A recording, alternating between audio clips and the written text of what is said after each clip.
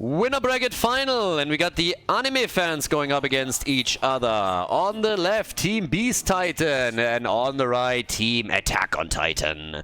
So, this is going to be a good one. Winner bracket final, best of 5 series, and both of these teams have already showed some crazy good games. And now they're of course going up against each other here. On the left, we have the team around Capybara.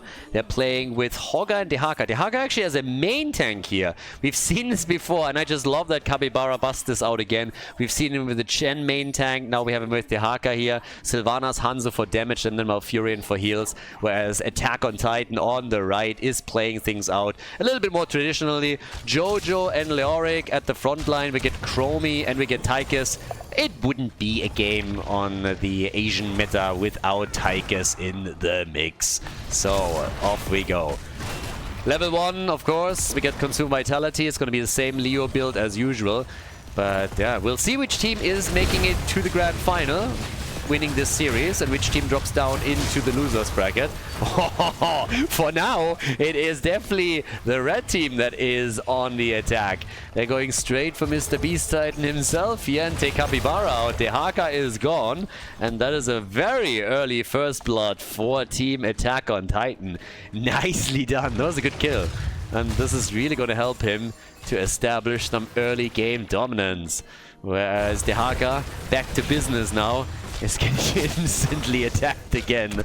But yeah, Capybara, I would assume, is going to play this a little bit more careful, at least for now, before we're going to see some big fights again.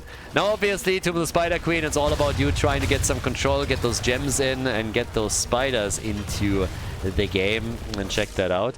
The camps are also getting claimed.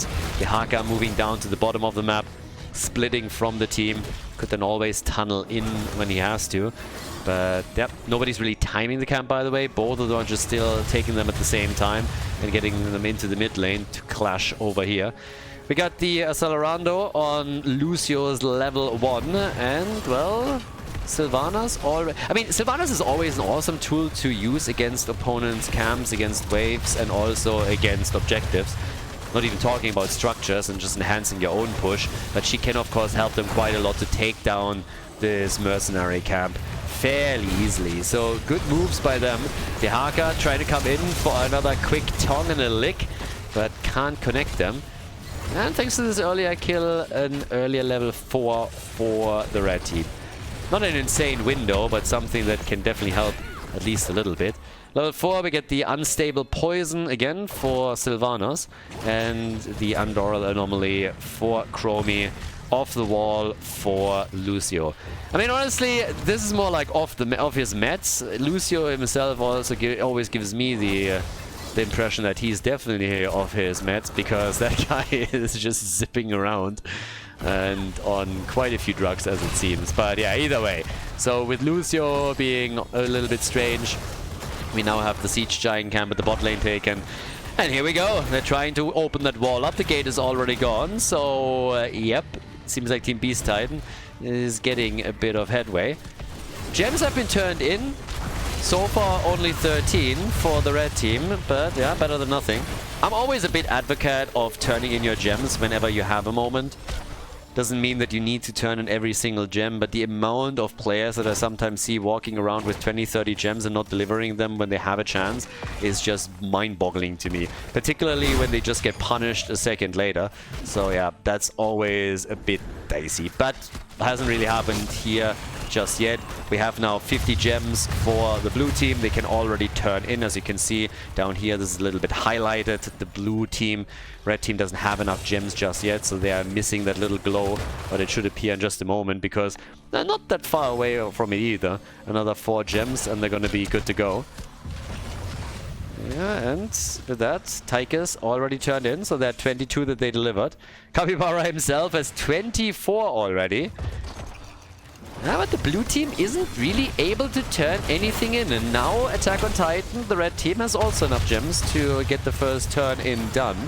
So let's see if they can actually get to it first, because they've already delivered quite a bit. Now level 7 talents are ready. That means we have now the good vibrations for Lucio. And we have again the melting point, the synergy with the level 1 talent. So Tychus is going grenade. And down at the bot lane, still Hogger up against Leo. And is getting him low. Nice. Not getting... That would be a great kill. If he can get the kill there, nobody would be in range to pick the gems up. So Leo now has to go back. Leo has to go back, and that allows Hogger to push this bot lane out more aggressively. And he can now do that, which triggers a rotation from Tychus down to the bottom of the map to take up the mantle until Leo's back. And that creates space. That creates the space in the middle of the map, and that allows them to turn the gems in. So really nicely done. With that, they were able to force Leo back at the bot lane. Good job by Hogger. That triggered a rotation from Tychus. They had to abandon the position in the middle. It opened up an opportunity to turn in, and Team Beast Titan took it right away and now has the first objective pushing. And also, I might add, a tiny lead in experience. So they got that too. Pushing through the middle, and more importantly, through the bottom of the map, because here seems like Hogger is again doing a great job. Oh, nice dodge too. And yes, they are going to get some good damage in on several structures. Mid lane is about to be opened up too. The towers and the gate are going to fall here as well. And yeah, let's see how much they can do. Can they take the entire thing down? That would be the dream. Webby was at 50%. Bot lane is still getting attacked. Maybe not, but still, this is pretty solid. Take those walls out, take the forts down a little bit, and see what they can do there.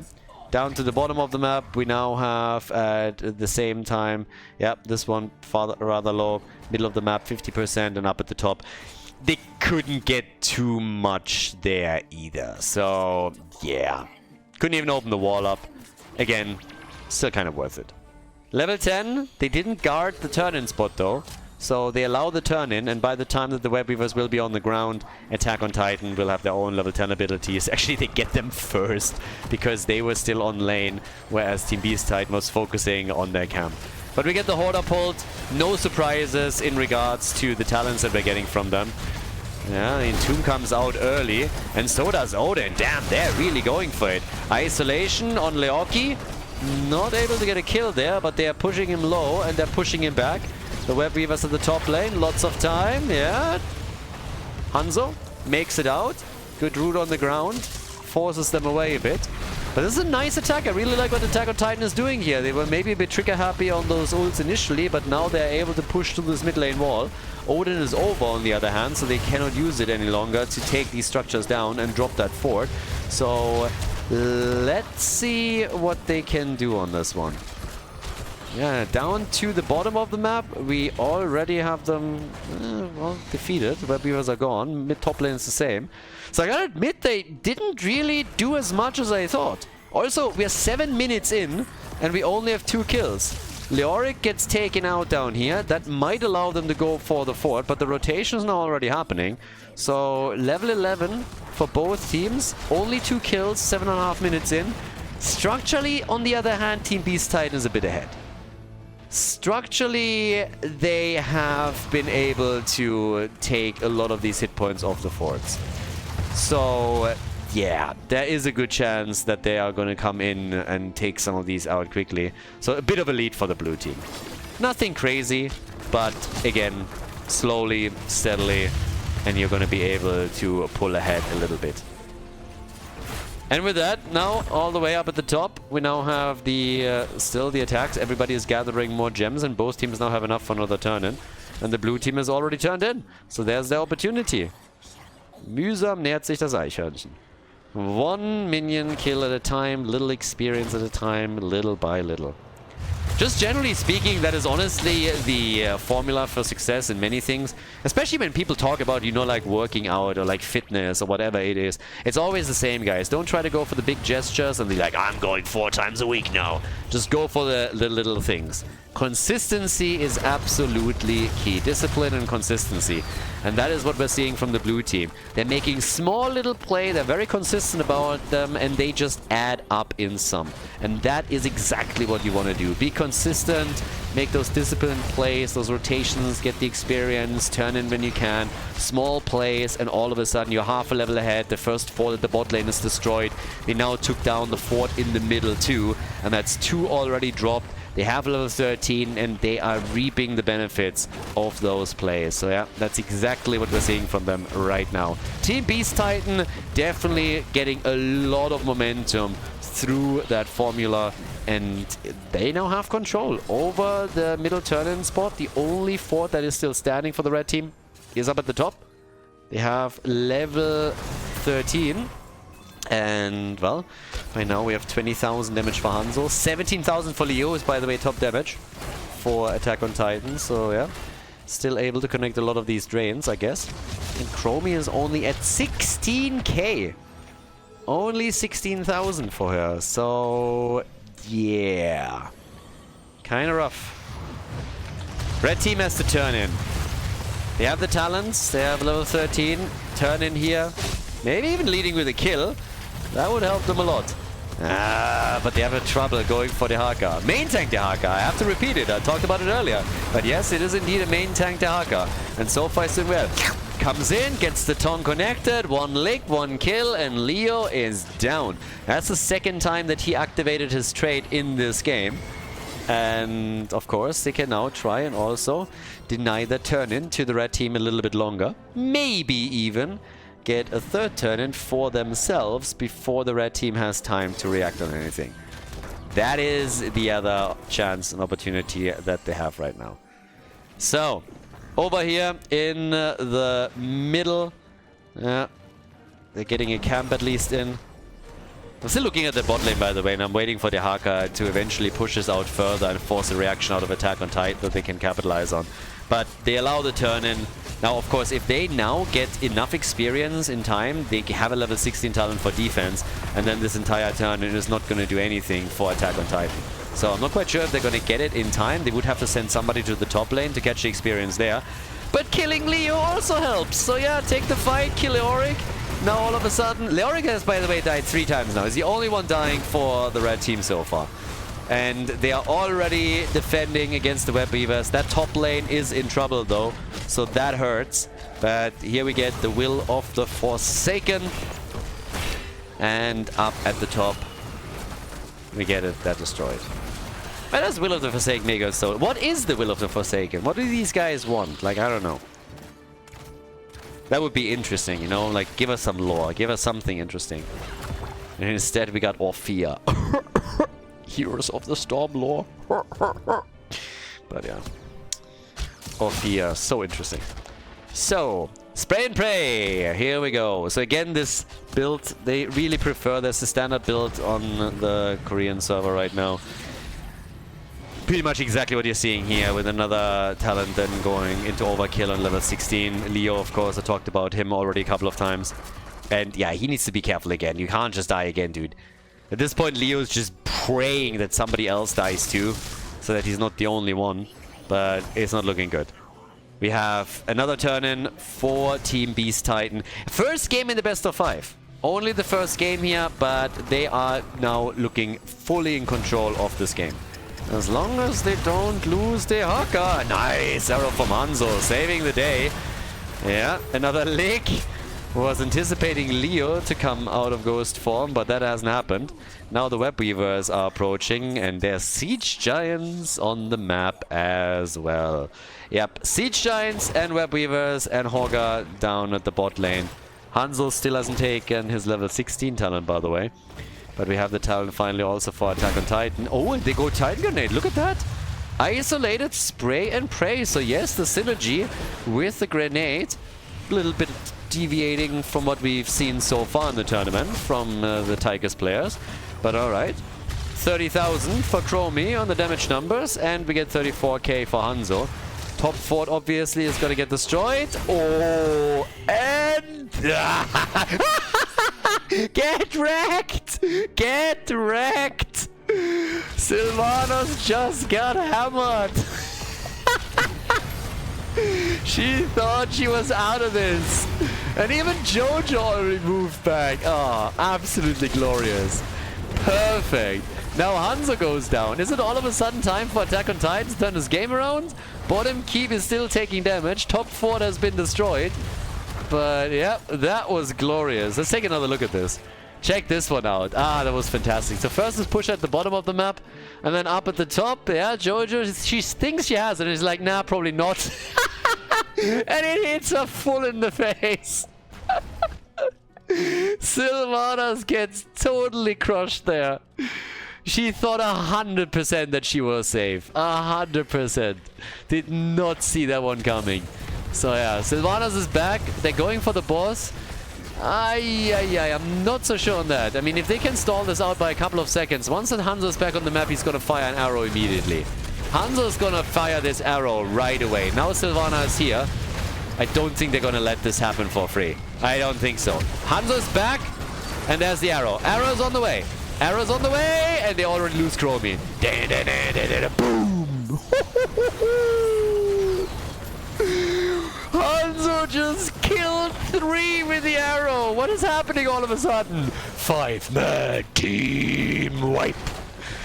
I mean, they steal the boss, but mit Ansage, boys. I mean, that one, they send it via snail mail. Everybody saw that arrow coming, and then all of a sudden it hits 3 people.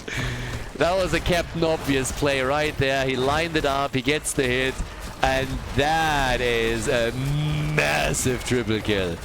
Fantastic. 8 kills, 2-3, level 20 versus 18, and of course now the big opportunity to end game number 1. Nicely done. Well-deserved victory by Team Beast Titan on the first map. I mean, that was glorious, honestly. Some awesome plays there towards the end, and that is that. 1-0 lead in the best of 5 here at the winner bracket final of the Korean tournament for Team Beast Titan. Before we head into game number 2, make sure that you subscribe to the channel if you haven't done it yet, so you don't miss out on any future content here on Khaldor TV. Game number 2 in the grand final. The map is Battlefield of Eternity, and I absolutely love that we now get Chen main tank. I already teased it a bit, I guess, in the previous game when I talked about the Dehaka main tank and how Capybara also oftentimes picks Chen, and he does it again. Chen main tank with Blaze helping him out here. Cassia and Hanzo 4 damage with Brightwing. And on the other side, Dami with Diablo. Dami on Diablo is also super powerful. That's another one that can absolutely murder opponents super easily here. So yes, Dami is playing Diablo. We have Genji and Li Ming, so the reset duo for damage. Urel together with Dibbles is also, of course, a super powerful combo. Really like that as well. Stacking for Cassia on the level 1 talent. And we get the Force Armor on our girl Li Ming with Diablo going for the Soul Shield. Alright, stage is set. It's panda time once again. As Capybara is pandering to the audience. Into the Pandaverse, the next special of South Park. I can't wait for that. That's already going to be amazing as well. But yep, either way, at the top lane we now have good old Blaze going up against Urel. Obviously the solo laners are going to focus on this one. And down at the bottom of the map, it's Panda time. Capybara finds himself straight in those towers and in range, and they really want him, don't they? So the little drug, he gets away. Jesus, like, he is unkillable at that point. So, yeah. Last time that we had him in the main tank position was also, I believe, on Battlefield of Eternity. And I absolutely loved the way that he dominated nearly the entire game with his performance. Just really shutting the opponent down every step of the way in teamfights, being super aggressive, setting kills up for the team, but also just kegging out of every single fight, retreating here. And he's the only one really that I've seen so far in the tournament to really focus on a main tank Dehaka, a main tank Chen. And he does it well. He does it really well. So it's definitely his own personal style, but the team is playing around it quite nicely, and that gives them a lot of success here. I mean, again, they are in the winner bracket final, and they're also in the lead against Attack on Titan, winning with Dehaka main tank early. So now we got a Thunderstroke on Cassia. We have also the Eye of the Tiger for Chen. And at the top, we have our solo laners still battling it out a little bit, but over here, nothing really should happen. If anybody dies at the top lane without a rotation happening, then that would be clearly a misplay of someone. Diablo always creating some havoc on the other hand. I mean, he's coming in time and time again, doing work here and trying to push somebody into tower range so that they can follow up on that. Hasn't quite happened yet. Couldn't get a kill, but they always put some of them at least in danger. And now Chen and his boys are apparently going to try and take that camp. Chen is on it. And interestingly enough, the red team is not even going for a camp at the top lane, but instead it's just taking theirs on the right side. So yeah, they're going for this one, whereas the blue team is completely ignoring their own shaman camp. Or are they making a very late rotation? It seems like they're going for a late rotation there. They took the bot lane first, now they're rotating over to the shaman camp, and they're still getting this one in time. Yeah, Cassia seems like she's going to just catch the experience up at the top. And then it's time for Immortal number 1. 20 stacks for Cassia. Again, rule of thumb is around 8 minutes. You want to have 40. If you can do that, then you're pretty decent. But yeah, down here, it's Immortal time once again. So they're going to try and burn it down to the halftime show. And oof. Red team is a lot faster. They are a lot quicker on this. So they win it easily. When it comes to the objective, they are definitely pulling heavily ahead now. So let's see what the blue team can do to turn things around. They still got Hanzo, and he by himself should be able to chunk this down pretty easily, but it's brother against brother. In comes Genji. And yeah, he was always the cooler one of the two. Even when they were kids, the girls liked Genji a lot more than they did Hanzo. Which is just absolutely obvious. I mean, it is a ninja after all, so yeah, he's way cooler. Mask and everything, sword, you know. Not that bow or anything. I mean, nobody likes Hawkman. Here comes the hit as they try to go for Brightwing and also for Cassia. Cassia safe. The attack is still there. Hanzo might be able to pull this off. Ah, they're falling back now, so they're actually giving it up. Things got a little bit too spicy for them, so they fall back. They give up the Immortal, but I gotta give it to them. They were able to move the shield pretty low. Moved a lot of hit points there, but it doesn't change the fact that the first objective is now in the hands of Attack on Titan. A chance to bring it back. A chance to maybe claim victory in game number 2 and tie the series here. Already the push set up down at the bottom of the map. Chen, careful, gets actually pushed into the root for just a second there. But they're burning that shield down within seconds. That shield just disappeared. Pull the Houdini. Now we have level 7, just a bit sooner for Attack on Titan. Slight advantage for them. And, well, off we go. Easy defense. Just showcases again how strong particularly Hanzo is. Hanzo is just insane in these situations. And so there's a good reason why he's one of the mainly picked characters on Battlefield of Eternity. With that level 4 talent, he can just chunk everything down super quickly. And he just soloed the Immortal, and then at the defense itself at the bot lane, couple of good hits from him, and that hit point pool was gone. So now we got Calamity on level 7, we also got the Nature's Cure, we're talking Brightwing, we have the critical Mist. And still not a single kill. Still no kill. Nobody has died yet in this game. We're already 5.5 minutes in. So let's slowly have a look at who's gonna pick up first blood here. 41 stacks for the other Shimada, for Genji. And, well, what can they actually do right now? I mean, for the time, we have 42 stacks already for Cassia, which I like a lot. So all of these brawls that are happening down at the bottom of the map work in her favor. Hanzo gets out. Damn, Dami nearly got him. Diablo nearly got the kill, but now they're going for Dibbles, and yes, he went too far, couldn't get the kill, and then he gets crushed. So, Diablo is dead, and now that we're 6 minutes in, we already have Cassia at 46 stacks. I really, really like the damage output of her. She's doing a fantastic job, and if she can keep up the pace, she's gonna have huge amount of damage later on in the game. 20,000 for her already, top damage for Team Beast Titan.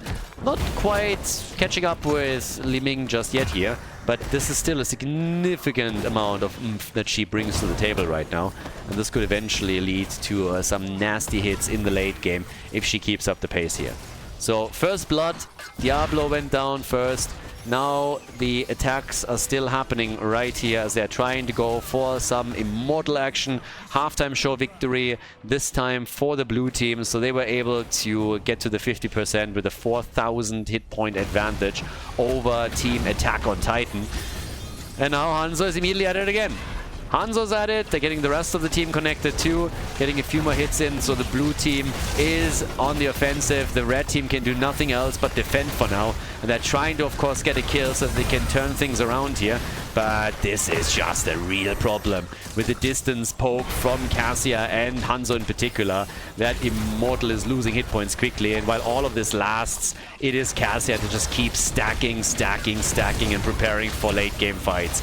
Diablo again at the front, eating a lot of the damage here. Might be in trouble. The Panda, Fat Illidan, he's jumping in the back. Cassia low, but gets out of the battle. And now they come in again. Yrel is dead. And they get the Immortal too. Level 10 on the board. They got the Keck place now. Only top shelf for Chen. And that is, of course, just glorious. They even delay this by just a tiny moment so that they can still trigger their camp on the left side. Can get that done. But yeah, this is looking really good. That push is gonna, or at least it should be, way more successful than what we saw from Attack on Titan earlier, simply because the shield is so much bigger for them. We get the Lightning Breath. And we also have the Wave of Force for Li Ming. So Blaze now has a camp at the bot lane that will assist him as he's pushing against Yrel. But up at the top, they're going for the Keck already. Early Keck trying to isolate Diablo with a bit of success, I might add. So Dami is very far out here. And can they save it with Tranquility? And the answer is maybe. Probably not. No. Arrow, Malfurion is dead, Diablo is dead. They get the double kill. And now they can go for the fort. That was awesome. Capybara right from the get-go, going for the big hack play. Fat Illidan jumping in deep, jumping in a little bit too deep, and that's going to be the end of him. Don't tell me he survives this. Get burned, baby, burn. The fort is gone. Blaze rotated up to help them out too. And even Hanzo's for a second becoming the target. Actually for a little bit longer. But Diablo dies again. They're trying for very aggressive plays now. They're trying to do the best to bring this one back, but yeah, not quite. 61 stacks now for Cassia. She is sitting at 31,000 damage, 32,000 for Hanzo, so he picked up the pace too. But it clearly shows you that the damage for Cassia is ramping up very, very nicely given the stacks that she has. We're only 9 minutes in. This, on the other hand, could be a problem. Yeah, Hanzo gets murdered by Genji. The Kinslayer comes in, they steal the camp away from them, and they also drop Cassia. Job well done. Caught them on the camp. X marks the spot. Genji comes in, takes down Hanzo, and after that they turn on Cassia and both damage dealers fall. Nicely done. That's exactly how we need to play this out here. That's exactly what they were able to pull off fairly easily. So, as is, we now have once again a push for Fort. This time it's the red team though that's trying to make the plays. Keck for Chen, trying to buy themselves some time here. And they're already looking to see if they can maybe also put somebody a bit closer now that the damage dealers are back and get a kill themselves. But yeah, not quite yet. At the top, we still have Diablo rotate over. Both teams are now level 13, so we're coming back to the next objective. This is going to be Immortal number 3 that we're fighting over now. And only one camp can go for Shaman camp, and it is indeed Attack on Titan. Well, we have down at the bottom of the map some extra damage on the fort. Genji is jumping in and is at least trying to see if he can do something here, but this is honestly not too bad. This is what, taking 20% of the core around that, so yeah, not bad. That's free damage. Take the wall down, take some of this out too. Job well done. And now it is the blue team that is again splitting off Hanzo for damage on the Immortal. But there's the barbecue, and it's the end of Cassia. Cassia's gone, the arrow missed, and now it is trouble for the blue team. Here comes Attack on Titan. Chen barreling out again. Hanzo is doing his best to win the halftime show for them, and honestly, he is going to pull it off, isn't he? Yeah, not quite, but got super close, so they buy a bit of time for Cassia to come back, but it doesn't change the fact that at this point there are still 4 on the map against the 5 that we're seeing for the red team, and they're using that advantage immediately to go in and try to take out that Immortal. So, the action is right there, and 5 kills to 4, yeah, slight advantage. Cassia is back, there's a camp also at the top that we shouldn't forget about. Immortal is already won. If they can get a kill, that would really help. Ult is out for Cassia. She jumps away. There's Chen again coming in. Gets a heal also from Brightwing. He has his ult back in another second. But it doesn't change the fact that they just can't pull this off properly. So now the Immortal is going towards the top lane. We're already looking at a fort that has half been destroyed. Half the hit points are missing. Team Beast Titan doing the work there. And now Attack on Titan with that push. So, yeah, Immortal gets easily to the fort. About to take it out here, particularly of course with the cover that gets for Liming here too. She forces everybody on the blue team slowly back. And I like what Team Attack on Titan is doing. Yeah, they are ahead in experience. And they're really showing that they're not just simply gonna roll over and yield in this series. Nope, they want to go to the grand final too. They want to win this one. And they are all of a sudden in a position where they might just be able to pull this one off if they just keep it up. 2 forts have now been destroyed. They're going for the team fight here too. Lightning Breath! Diablo! Burning them down! But it's EURO that falls. EURO is gone. They still get Cassia. Yeah, she had a bad 2-3 minutes now. Dying multiple times here, and they go for the Panda too. The red team showing no mercy at this point. They're coming in with hit after hit, and they're really picking up steam here, aren't they?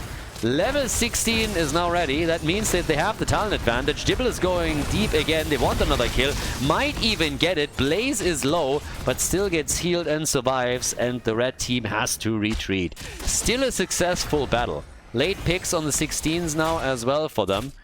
We got them with Mirror Ball. Yeah, over here also Ysera's Gift. And of course for Genji, the final cut. Somewhere I still hear Dignitas screaming. The soft moans of Dignitas of the past, losing to that talent. That being said, game would of course eventually have ended the way of the Koreans anyways, but if you remember the HGC game back then, you know what I'm talking about. That final cut hit on the core sealed the deal. Either way, we're now in the present time with a camp at top claimed. Gotta establish more control somehow. Level 16 on both sides, and now at the bottom the chance to take that fort out. Yeah, if they hurry up a little bit, then they can grab this one right now. But also, Immortal is up, so you don't have too much time there. They still have the camp pushing in. Somebody needs to deal with it, and it seems like Genji is going to be the one going for that. But yeah, there we go. So, with that, what are we getting? Already have the attack in for the red team's Immortal, and that one is starting to hurt. Bottom fort is indeed going to fall, and is now gone. Top lane camp will eventually drop that wall on the keep though, so this could actually backfire for the blue team depending on how it goes. Nice wall stun into the Immortal stun nearly, and Chen has to keck out, and Brightwing, who came in for the save, dies. So basically what happened is that Chen abandoned the Panda and Chen abandoned the Fruit Fly and let her die. Seal of approval from me for sure. So 4 heroes dying on the other hand just a second later. Maybe not quite the outcome that they were envisioning there, but that's just what happened. And we can actually take another look at that fight.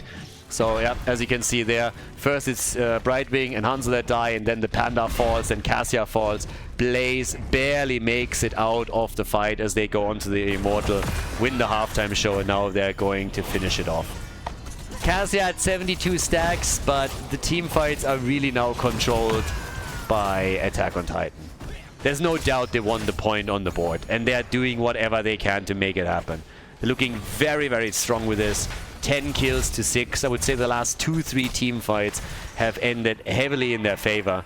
And yeah, their coordination is just great here. Also, it's this front line. I mean, I talked about this at the beginning of the game. If you have Diablo, EURO, this is a really powerful combo. A lot of bullying going on at the front. Diablo, Dami, he's amazing on that hero. I highlighted that earlier. And he's just great at getting these wall stuns going. Then you can have EURO to create a little bit more space for you. That allows Liming a lot of time and space to get damage in, get combos in, get those resets. And that's exactly what we're seeing. So she's at 67,000 damage right now. And this push down here at the bottom of the map is, of course, aiming straight for keep number 1 of this game. And they are, well, a little bit away from 20. But there's still a chance that they can make it happen. Keck gets used to create some space for the blue team to deal with the Immortal, and they are chunking him down quickly. But it's still, the keep is taking a lot of damage. And up at the top, if they can buy even more time, this is also gonna do nicely. Not there yet. Blaze is moving to the top though, but look how low this keep is. So Blaze is actually moving back. He's coming back in because they're deciding to take the team fight here. They don't want to give up the keep either, so their top lane is gonna suffer. And on the retreat, they're still poking. And if anybody is dropping too low, they're going to turn on them. They're definitely going to turn. Top keep losing hit points, as predicted. Down here, the fight continues. X-Strike Barbecue. And Cassia is dead again. So is Brightwing. Oh boy.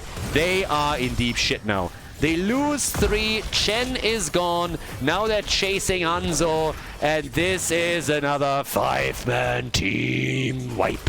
Everybody's gone. The keep destroyed. The top keep is about to get destroyed too. Not that it matters anymore, because obviously they're now going for the core. And Team Attack on Titan, they're turning this around, everybody. They're putting a point onto the board. They're not just rolling over. Nope, instead, we're seeing a tie in this best of 5 series here in the winner bracket final of the tournament. Great performance from the red team. And they are still fighting for that chance to make it into the grand final. GG, well played.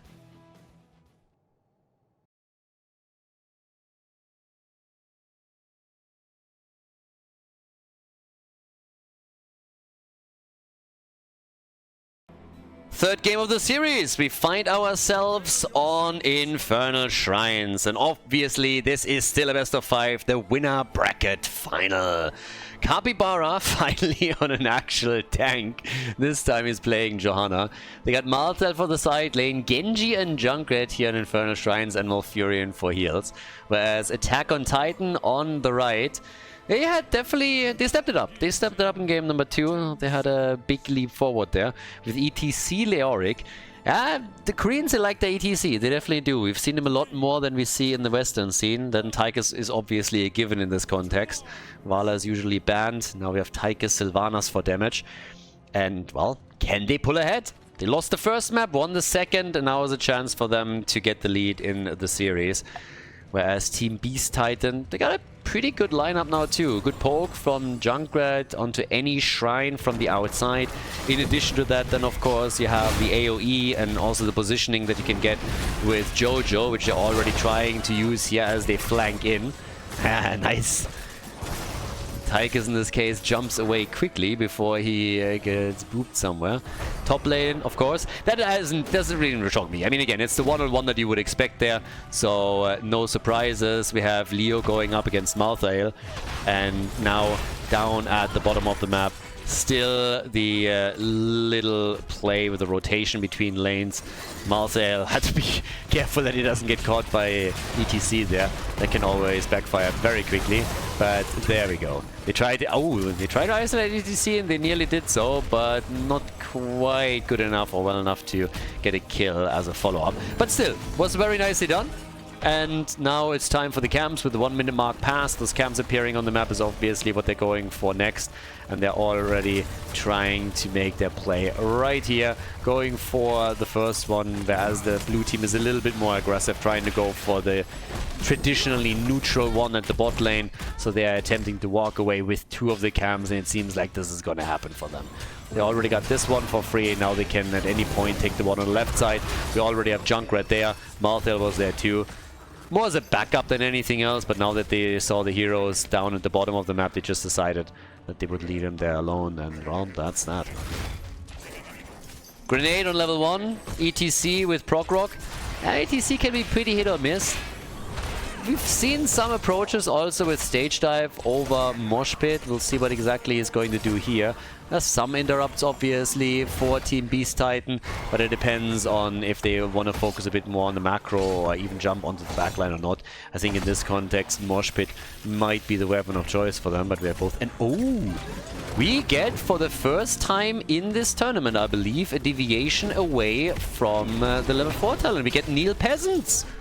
Great talent, obviously. Again, played a lot when you're talking about the European and North American meta. But this is literally the first time in this tournament that we've seen a Leoric player not go for the Greater Cleave and instead come in with Neil Peasants. Great map for it too. Absolutely agree with the choice here. It's still very interesting to me that this is the first time that we see a change in the standard build for the Korean Leoric players. Alright, definitely something to take note of.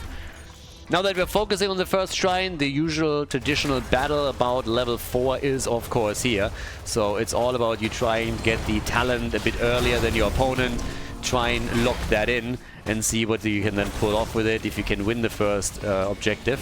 But the lead, initially at least, goes to Attack on Titan. We have Sylvanas and Genji still on the lanes, and particularly the blue team is a bit ahead in the chase for, or the race for level 7, and should hit it early. So let's see if they can. The attack at the top is still there. There comes the swing, the slide, and they go for Malthael, but they cannot quite get the kill. It's a full 5 versus 5 now, but there's only one team that has a level 7 talent. I don't think that Attack on Titan is going to like that a whole lot. So you got to be careful. It's the stats advantage that your opponent has, and of course then a lead in talents.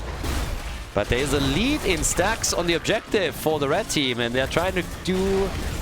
at least sneak that in. They might. 35, 36, to 32. It's so close now. 38. I think the red team has it, and indeed they do. They take the Punisher despite the fact that they were behind by a talent, and now they have level 7. Nice. So here it is. There's the jump with the Punisher over the wall as they are getting baited in. And yeah, that's a pretty nice play that we just saw from Attack on Titan. I honestly thought they would lose that one. It looked for a moment as if they would lose a hero or two, and then the Punisher would have definitely gone over to Team Beast Titan, but no. Everybody survived, not a single kill. They definitely know how far they can go, that's for sure. We saw some of those occurrences already in previous games. But as I say it, I guess I jinxed it. Yeah, I jinxed it a little bit. Malthael, he gets caught with his pants down on lane, or between lanes, and gets taken out. So the Angel of Death is the first one dying. That's a bit ironic. But, again, good first objective also for Attack on Titan. And they now take the lead. They had the first objective. They took at least some of the structures out top side, the wall I mean. And now they also got kill number 1 in another mercenary camp, so there's a chance to push that wall down a few hit points or two as well. But level 10, that will also be quite interesting, because with level 10 abilities in particular, we're going to have Odin again for Tychus. And so far, the Korean teams have actually favored also Tormented Souls time and time again over Last Rites. Now, it's not like we didn't see any Last Rite games, but we saw only very few. And here's another kill, isn't there? Genji, yep, Genji is down. Overwatch kills Overwatch as Lucio takes down the Shimada. And that brings them even closer to level 10. Yeah, very close indeed at this point. So heroic abilities should be a bit sooner for Attack on Titan. And then the only question is, are we going to see the traditional early Odin pull from a Korean team? Are they going to pop it right here and push with Sylvanas and Odin? Already you get the Entomb out. Yeah, they're not hesitating. There's the mosh pit, as already theorized. And they're saving Odin for the objective. Which is what you would normally see in the Western scene too. Last rites this time, so they're going to try and get those last rite stacks up and the additional kills together with it. And at the bottom of the map, Genji, still attacked, had to fall back here too. Jojo's teasing. Jojo's actually teasing. Are we getting a falling sword here? We've had a few in this tournament. Not that many. I'd say like 2. But Jojo's currently teasing that she's doing exactly that. So, let's see if they're actually following through on that, or if it's going to be the Blessed Shield on level 10 for the additional stun. And given the context and the fact that ETC also has Mosh Pit, something you might want to consider, because without, you are starting to lack interrupts. You still have some, but you're definitely taking one cooldown away that you could possibly use towards that goal. So the shrine is activating. This time we have it up in the middle of the map, and there it is, Falling Sword. Okay, Falling Sword in the house. Yep. With that, we're gonna get... Let's see if she can go for the superhero landing. And honestly, to be fair, I mean, that's obviously stun too. So yeah, not quite what I just said earlier. But yeah, superhero landing for Johanna. And this objective could be wild. This could actually be really fun. And already they are off to the races right at the start. They're immediately moving in. And the party starts up with some big hits coming. Not focusing on ults just yet, but it's only a matter of time here. Particularly looking towards Malthael with the last rights, if he can get a good hit in. And they're already getting Leo a bit low. Quest completed for ETC. Great timing. Can use it now for the team fight to give his team a bit more sustain. They have already a lead. Attack on Titan. They have the lead in stacks, and here comes Odin. Oftentimes use it around the 20 stack mark. That's exactly what he did. They had 20 stacks towards the objective, and Odin gets popped immediately, and now forcing the blue team to fight into it. And they don't like that a lot. No kill with last rights. They got him low, but they couldn't take him down. Genji is able to follow up, but it doesn't give a stack to Malthael. And also Genji himself died. There's the party. Moo! Godly ETC move, and that gives us another kill. It's the second one in the fight for the red team, and they might even get a third. Jojo is dead, Malfurion is dead. What happened to Attack on Titan? Game number 1 shook them a bit, didn't it? They woke up for sure. Now they're coming in swinging with one attack after another, and they're looking good doing it. Sylvanas is going to help them even more to attack here. The problem is really that at the top they lost a lot of hit points on that fort. So, yeah, that hurts. That's a bit unfortunate. They didn't take it down, but it's still a lot more damage that they're probably going to be comfortable with, considering that they won't be getting much more outside of the fort here in the middle of the map either. So despite the fact of them getting the kills and the objective, structurally they're not... They're ahead, but not as far ahead as you probably would think. But again, they also hold on to a 1.5 level lead, so this is actually very, very good for them. Team Attack on Titan looking to take the lead in this series.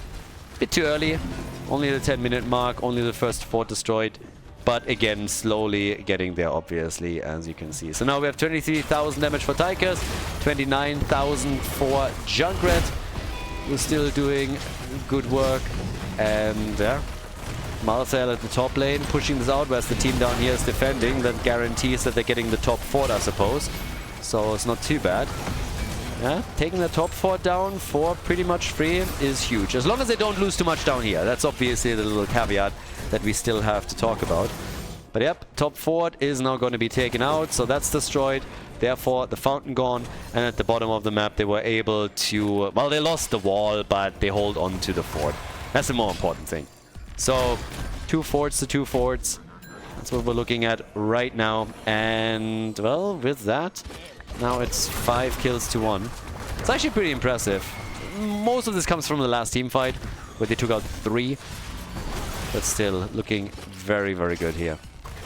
Now, level 13 talents on board for both, but level 16 is going to be so much sooner for Attack on Titan. It's a real problem for Team Beast Titan. The blue team is now going to be in this awkward moment where once the objective spawns, they might not have level 16. If they now focus on all 3 lanes, they should be able to catch up. They could be able to catch up. But yeah, they have to be careful now, because if they miss out on experience, then very likely they're going to be fighting against the talent advantage. And you never really want to be in that position. You want to avoid that at all cost if you can. And the next objective is also going to be important. So yes, level 16 is there, but it's looking okay for the blue team. They're catching these lanes now. They had Malthael move towards the top. There's another minion wave here. Malthael in the middle. Oh, but there's again the ult, the interrupt. Problem with interrupts on Falling Sword is that they're very late and they're losing 2 heroes. Junkrat and Malfurion are both dead. 7 kills to 1 now. Attack on Titan is on a tear. Call them butter, cause they're on a roll, baby. They're coming in, going straight in for another fort, and they take this one down easily. Maintaining the experience lead, and of course, to make matters even more tricky, I mean, the objective is, well, to be fair, it's going to spawn when Malfurion is back, and it's going to be a 5 versus 5. But now the wall at the keep is getting destroyed, and the bot lane battle is going to be fought without a fountain for Team Beast Titan. That's the big issue for them. So, yeah. They don't have a fountain at the bot lane. The red team does. So, that's going to be an uncomfortable fight. Are they giving the entire thing up? I don't think they can they? That would likely spell out the end of your keep, so they have to take the battle. And they will. Both teams in 16, we get the holy renewal here. Odin popped at 15 minion stacks. Yeah, now they gotta fight. How are they gonna pull this off? This is the moment, this is the time. They gotta win this fight. Team Beast Titan has to get something out of this. Even if it's not the objective, at least a couple of kills, at least an attempt at closing the gap would be important. But they have to catch up on minion stacks too. They're trying. Leo though, last rights, and they get the kill. Last rights gets the kill on Leoric. Actually didn't, it was Malthael, but he didn't get the last rights hit, and they killed 2 more! Yes! It's a comeback, baby! All of a sudden, they're coming back into this. 6 kills to 7, 5-man team wipe. They take the entire team out, absolutely bananas, and they move up towards the top lane. Look at that choke point battle. They get 2 quick kills here, then they go for ETC, who tried a mosh pit. He dies too, and they rotated top side during all of this to take a keep out. Big value. Big value. The minion wave was already going for it, and this is just insane. They caught up. They caught fully up. They took the entire team apart, traveled top lane, and murdered the keep. Now the top lane is open. They're slowly starting to retreat. They can still go for the objective, and damn. I mean, seriously, just damn. Caught up in experience, took a lead, and now they are ahead. That's all that it took right there. And they will still get ahead a bit on the objective before Tychus is back. Now, there might still be a chance that Team Attack on Titan is going to fight for the Punisher and takes it. But that value at the top lane was already glorious. And now that they're getting so close to locking this Punisher in, I don't really think there's a lot that Team Beast Titan can do. Even the camp here is not a given. They're jumping in. ETC, last rights. ETC, he's dead. And they got the camp, and they still will get the objective. Nice! The arrow of Sylvanas, not enough to take down Junkrat. And then Tranquility heals everybody up for Team Beast Titan. What the hell is happening here all of a sudden? 7 kills to 7, ahead in experience. They stole the camp away. And now they're going for that bot lane fort. And they're going to get it too. That's a frozen Punisher right there. That thing is going to help you murder that fort faster than you believe. So now we have 47,000 damage from Junkrat. And boy, this is looking fantastic. They might get a second keep here. Look at the experience gain. They're nearly on level 20. The next minion wave is going to give them level 20. And they're going to take some of these structures out too. So there's a chance they're continuing the fight with Storm Talons now. There's the minion wave. They're starting to burn this down. Punisher is low, but they're so close to the next talent. Storm Talent is in, and that is cooldown reduction amongst other things for Johanna. That's big. That's really big. That keep is in trouble. And of course Attack on Titan knows it too. So they are poking and poking and poking, doing the best that they can while the red team is defending. Hoping to stay strong and keep the structure in play. And they can, at least for now. Well, so it seems. But yeah, that is just such an insane twist on this game. Attack on Titan had, I want to say, full control. They were definitely in control of the flow of the game, and then they got shut down in that last fight. All of them got wiped off the map, and here are the consequences. Keep destroyed, level 20 advantage for Team Beast Titan, and them still poking down that keep. One Junkrat grenade at a time. Grenade after grenade. Genji also chipping in from afar.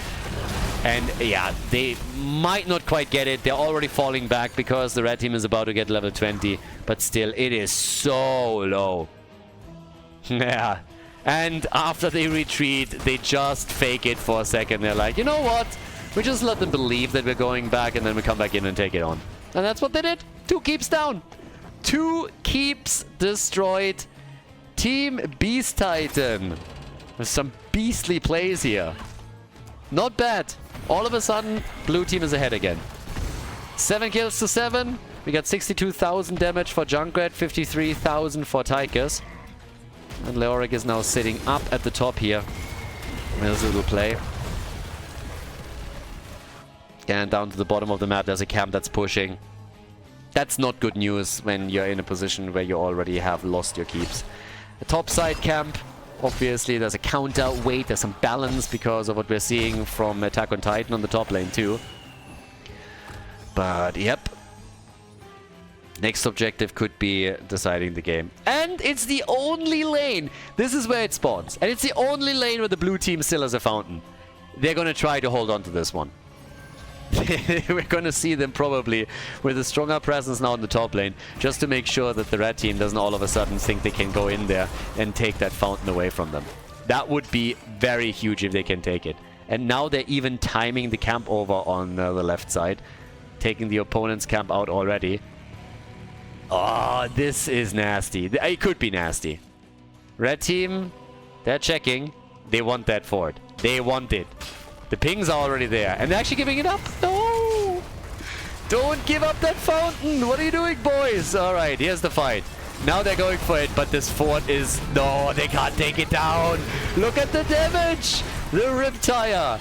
And of course, the cooldown reduction. No, the last rights, Leo! No, he turns into Leoki. And here comes Genji, trying to see if he can get a kill as he's moving in from the side, flanking the red team. Oh, bad news. Leo down for another 30-40 seconds. The shrine is active and they still have that top fountain. It's still there. And the camp is pushing for the core. This is really, really a problem for Attack on Titan now. And I'm not sure what they're doing. Are they trying to go to the bot lane and backdoor that keep, or what is the game plan here? It seems like they're trying to go for a raise. Boys, what are you doing? This is not gonna work. Are you trying to base raise against a team that has already destroyed your keep? Are you on drugs? What? Alright, so they're trying to get back here. Their core has lost the shield. Catapults are firing. That's a bit of damage on the core, I suppose, no? No damage there, but now the Punisher has been taken. I have no idea what the goal of that exercise was, honestly. They did pretty much no damage down there. They forced nobody back. Blue team played this nice too. They didn't panic, and now they're still pushing them out.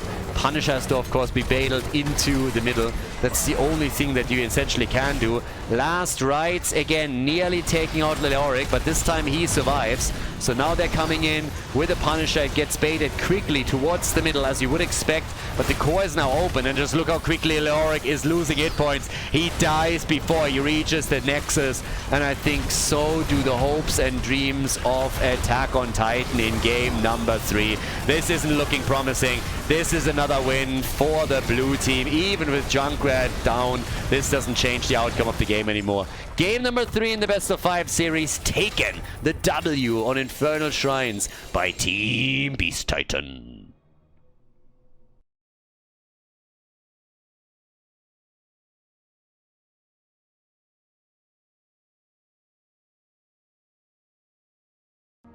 Game number 4, Towers of Doom is the map as we are heading into the first match point for Team Beast Titan. And once again, we have Capybara on a main tank, Chen. The man is just looking at this like, guys, we're in the lead again. Let's go. Let's get Chen out. This time it will work for sure. So we have him together with Leoric at the front. Then you have Anduin, Genji as a combo, and Junkrat for the blue team. Attack on Titan relying on Hogger and Garrosh. Dami playing the frontliner, of course. And then Sylvanas and Hanzo. So they're really loving to play Sylvanas here in these situations. Malfurion for the heals for them.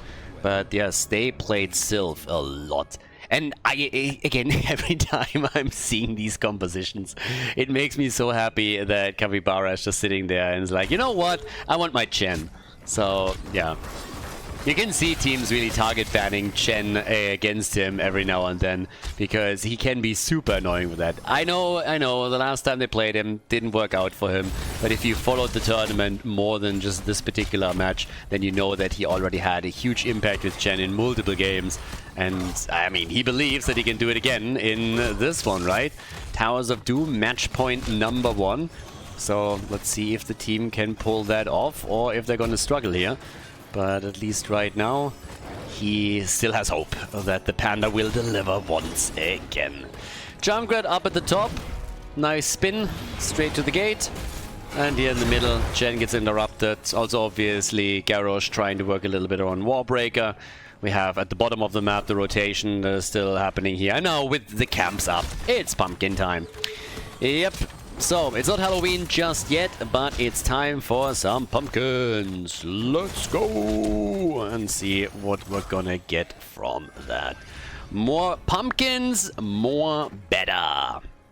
Also, again, since we're talking about Halloween and therefore Christmas, keep in mind, I've been pointing it out lately, we have still an ongoing partnership with Holzkan. 15% off a discount, which is pretty insane. Now they have watches, sunglasses, other accessories. You should definitely check them out if you haven't yet. There's a link in the description that you can check out, including the discount code. Well, and discount Legolas was just destroyed, so Hanzo is dead. He's gone. But again, the stuff on Holzkan's side is not so. If you haven't checked it out yet, you should definitely do it. They have a lot of really cool things there. I have 2 of their watches myself, and I recently got a pair of sunglasses. I was always a bit worried about getting sunglasses online, honestly, but very, very happy with that. So if you haven't checked them out yet, again, link is in the description, discount code as well. Christmas is coming up, you're looking for a present for someone, or just want to reward yourself for a good year, there's your chance to do that. And I believe that we have the partnership with them until the end of the year, so still a bit of time to take advantage of that discount code if you are looking for anything. But yeah, at least check it out. They have some awesome stuff there, really cool designs. Now with Budget Legolas biting the dust, we also saw Genji eliminated, so both of the Shimadas are united in death, or at least they were. Death time is of course low right now. Now, the typical build, here it is again, the Ghastly Reach. I think I called it Greater Reach in the previous game, or wherever he was played there. So yeah, Ghastly Reach, of course. Leo always very ghastly. And the Withering Flames for the Panda. Triple Altar is up. First little moment of truth. Honestly, first objective phase doesn't really matter that much, as long as you lock at least one of them in for yourselves. But if you get that extra 4 points, who knows, might be the difference there towards the end of the game. But we all know that map control is everything when you're trying to take it. So, exchange at the top left, top right, duh, as usual. And down here, it's still the poke battle. Sylvanas is poking, Hanzo is poking, everybody is trying to see if they can maybe get another hero low enough so that a quick consolidated effort and a bit of focus fire can drop them. And zoning out the Panda already, but Chen, he's persistent.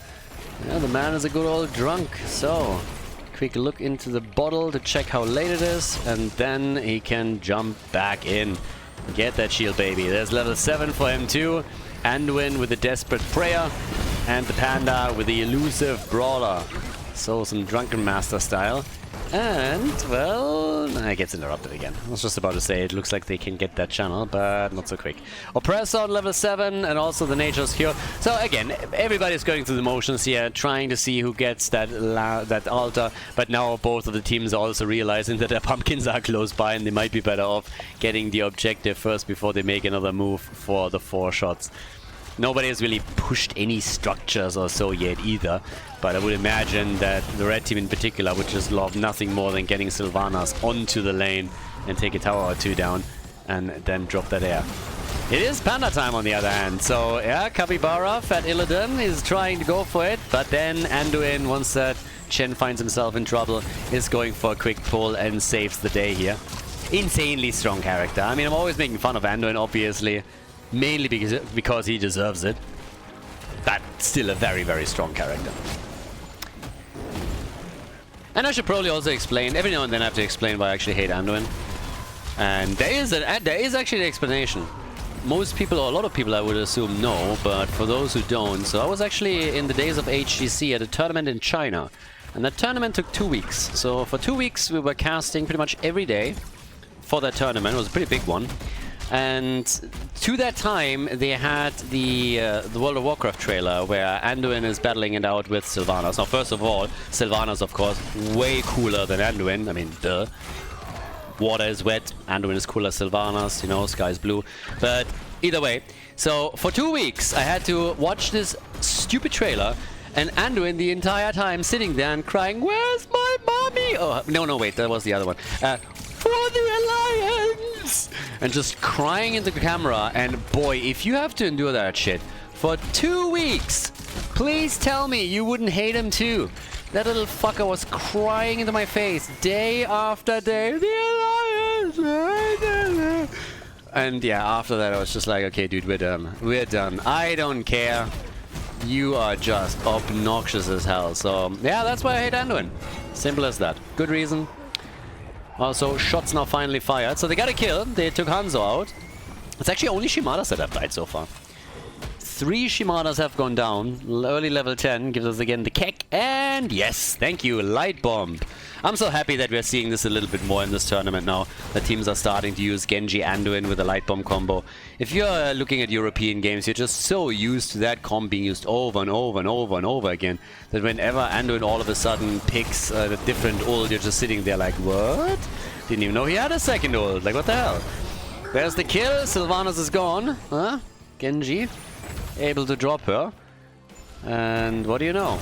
Blue team with 3 kills to 1 and the lead on points on the core. Now guys, quick reminder, this is a best of 5. They already have a 2-1 lead in the series. This is match point. If Beast Titan wins this, they are in the grand final. Yeah, over here they're trying to get the kill and, well, jump in, jump out, arrows everywhere. What the hell is this fight? They're trying to drop Garrosh, hasn't happened yet, but they might get a kill against Genji. And yeah, it is the Shimada graveyard. Only Shimadas have fallen. We don't count Sylvanas right now. Yeah, both of them 2 times. Okay, so Shimadas are dying, and they're dying a lot. Sylvanas has also fallen once. But yeah, nice start here for Team B-Side. I gotta give some credit on the other hand also to Attack on Titan, because despite the fact that they are trailing a bit behind in this and was struggling a bit in the last few fights, we also have now still more or less the same experience. So Attack on Titan is bringing this one back as best as they can. Now, as is, there's a easy exchange and altars, top left, top right. Hikaru is just double checking that nobody's trying to go through the bush for an interrupt. So once that's done, they can fall back down to the middle in the bot lane, where they now have to contest the rotation of Team Beast Titan, who have of course locked in most of the earlier pumpkins. So there's that. They got those 2. But again, blue team, slight advantage for them. Little bit ahead. It's nothing insane, nothing too crazy, but still gotta be a bit careful.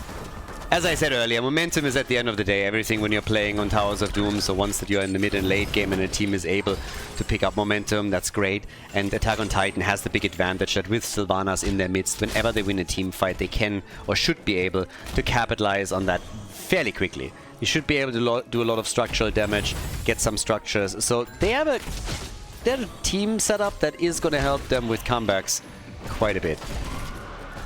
Even the Wailing Arrow getting used over here as Sylvanas is escaping. So yeah, she was really afraid that Chen and Junkrat would lock her down. Had to drop her ult too, just to survive. So yeah, job well done. And off we go. So 3 kills, 2-2. Still, nothing has changed that much. Leo now coming in. They're following on Sylvanas again. And Jackpot is all over the place with her. Jumping around now that he also has the Windrunner. That one was kind of important. But again, game has slowed down a little bit now that both of them are on level 13. There's a single altar spawning, and that is definitely going to force us into another team fight. There's also still a few more objectives, aka mercenary camps, that they can claim here. Red team would probably like to get their own as well. Shattering Teeth again. Yeah, I think Joe Biden lost something. What the hell? Alright, there they are. He was looking for them all over the place. Apparently they're not in the White House after all. But with that, it is time for the team fight. Let's go! Everybody just getting into position for the altar fight. Leo still at the top.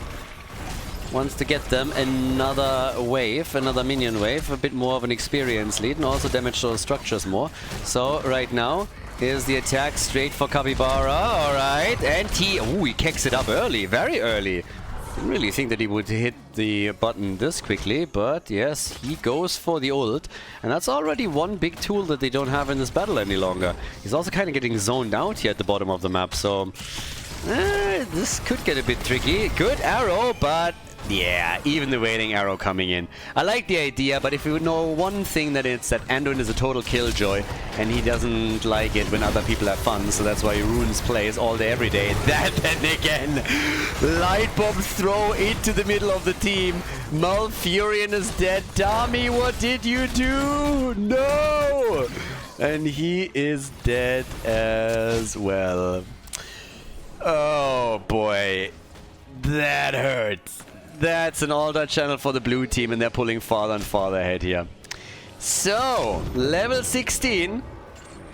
And that's a problem.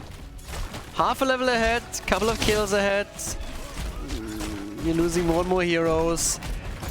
This could become tricky. It was really unlucky for them. Leo wanted to ghost in, and then you had Garrosh throw him. And of course, together with a stun against, I feel, 4 people, it was too much to handle. Now we have Chen. These are the plays that I've been talking about. Capybara with another great play, and they come in, take down Hanzo, and they are opting for that bottom bell tower now. They hope that they can get that too, even if they cannot destroy it right away. It's so low now that eventually it will be picked up. Genji, swift striking out of the battle. Obviously Anduin also with the double pull now, turned into the pull-out king with level 16 and has now the second charge on the leap of faith. And we get the royal focus on top of it. Things are looking very, very good when it comes to being annoying now for Team Beast Titan. That level 16 talent for Anduin. It was a storm talent at some point. That's how incredibly strong this is. I actually don't even know why they ever place this on level 16. I think this is ridiculous as a talent. Anybody that picks anything else on level 16 is clearly drunk. So yeah, a glorious talent, insanely powerful, and with good positioning, Anduin is just going to ruin play after play in this game now. Chen easily kicking out. Bit of a riptide here from the side. Arrow actually soaked up by Leo.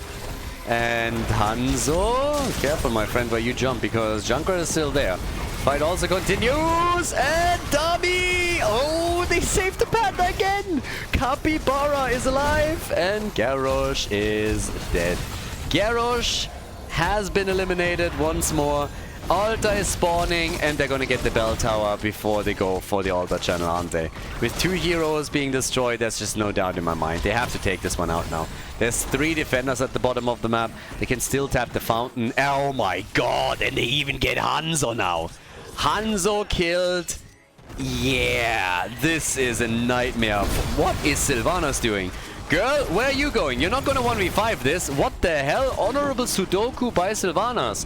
Apparently just saying, you know what, boys, if you are all dead, I don't want to live either. We call that a solidarity death. So, yeah. Honorable Sudoku by Sylvanas. She comes in, commits Subaru, and that is the end of her. So now we have another altar at the bottom of the map that they still have not taken. It's going to be 5 shots fired. I guess they're going for the pumpkins first to try to getting those connected as well. If they can connect all of this, I mean, even the bell tower in the middle is now getting dropped. Holy hell. Beast Titan is beasting it. Damn, they're stepping it up big time. Riptire, they're pushing them away here, and that is 6 shots fired now for the blue team. And in addition to that, they have level 20. Untapped potential. Boom. 18 points against 32. 14 minutes in, they're trying to guard some of those pumpkins to get them into Indomitable being used by Garrosh to save this, but the Entomb. At least the arrow is helping here. Still, Anduin making play after play to ensure that nobody is getting up in the hands of Garrosh. Gets flipped into the death zone. Hogger now dead, 11 kills to 2. They lost all momentum. Attack on Titan lost all cohesion here. Team Beast Titan.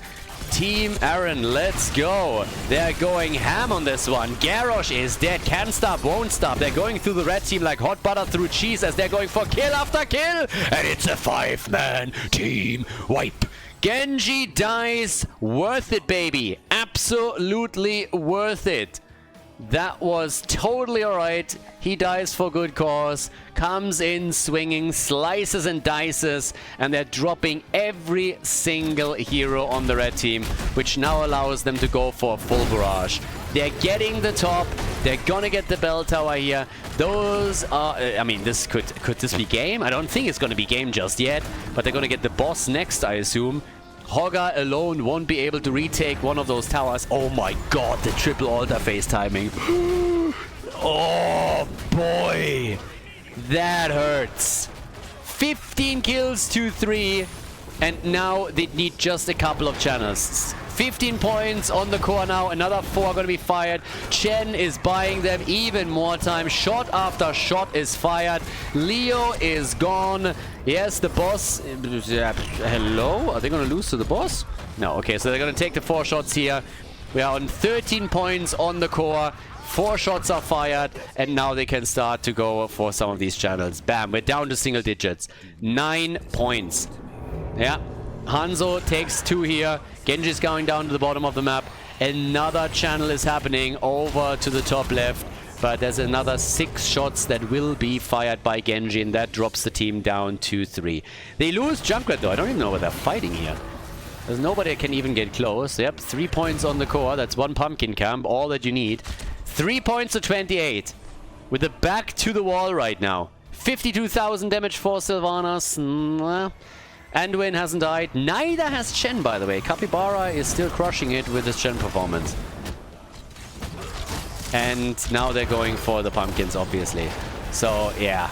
Entomb comes out, the Buried Alive, the red team. The only thing that can save the day for them is if they are somehow getting kills. This is why they're getting so aggressive. There's no other way to play this now. You've lost all control of this game. All control of the map. You gotta go. You gotta go hard or you gotta go home. Loser bracket, they still have a saving grace there if they lose here, but you don't want to end up there. You want to go to the grand final first. Can they force map 5? Can they turn the comeback? Turn it around and make a comeback. This is the comeback map after all. They got Sylvanas. If they can just win a few team fights, they need to win some team fights here or they're going to be in real trouble. Level 20 talents are now available, so that's something. That's a first step towards potential victory. Draw even in talents with your opponent, but they gotta do more and they know it too. Holger is now at the top. He wants to get the pumpkins here. Again, if those 3 make it through, it is over. Double altar is now coming up. Chen maybe not using your ult right there unless they can get the kills. And they can! Of course they can! Why am I even doubting them for a moment? Sylvanas jumped out with the Bolt of the Storm, but Hanzo is dead. Yeah, he has a lot of practice on that. He died a lot this game. So, Hanzo is dead again. Up at the top. Genji is still pushing this out a bit. Hogger took this away. So that this is not becoming a problem. But now Sylvanas dies at the bot lane. That's it. That's game. Right here, right now. 1 channel is all they need. And it cannot be denied. Garrosh is gone. That leaves only 2 defenders. They try and interrupt Hogger, which they can. It's actually kind of funny to me that nobody walks down to the bottom altar. They could easily now, and they just decide to not do it. They want to go for the fight. They go for Hogger, and the shots are fired, and this is a game. GG, Team Beast Titan moves on to the grand final. Attack on Titan gets dropped into the losers bracket. They are being sent packing, but they still have another chance to bring it back, and maybe we're gonna see a rematch at some point. But congratulations to Team Beast Titan deciding the best of 5 in their favor with the victory on Towers of Doom.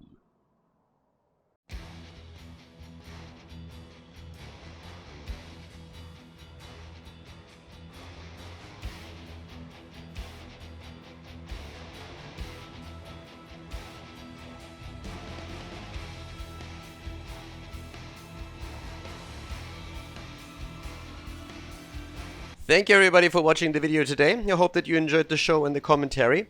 And keep in mind that the spoiler protection that is going to run for the rest of the video is made possible by all the support on patreon.com. So guys, if you want to support my work, if you want to help me start new projects and keep the spoiler protection in place, please consider heading over to patreon.com/Khaldor. There's also a link in the YouTube description, and check that out. Thanks in advance, and see you guys next time with more esports coverage here on Khaldor TV. Have a great day.